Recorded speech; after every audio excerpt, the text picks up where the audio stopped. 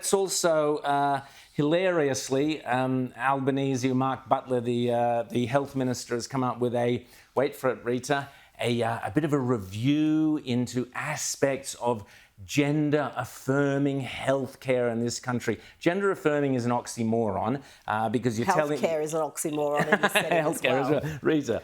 Well, yes, they are going to be reviewing it for minors, for under 18s.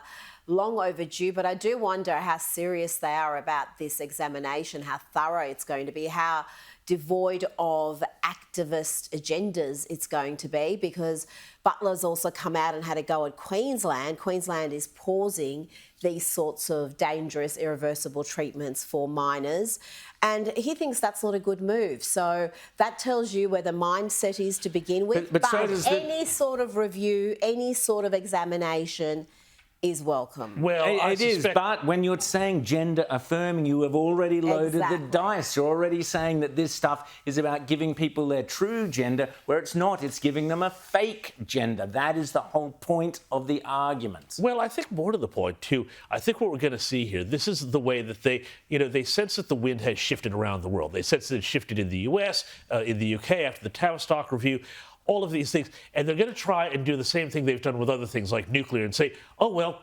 this is something that works or doesn't work everywhere else in the world, but here in Australia, the rules are different. And I suspect that what this is going to turn out to be, like so many Albanese things, it's going to be like the review you have when you're not having a review. Yeah. Well, this is where Australia is an outlier, and this isn't some minor thing. We're going to have children who are going to have irreversible treatments performed on them, who are going to be scarred for life, have medical interventions for life.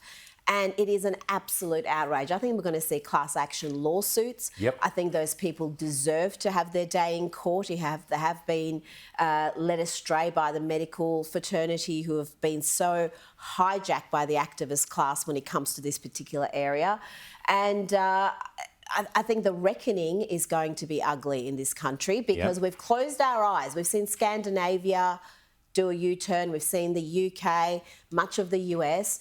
And here in Australia, we've pretended that none of that has happened. We've just gone ahead as if this is the best thing you can do for confused kids.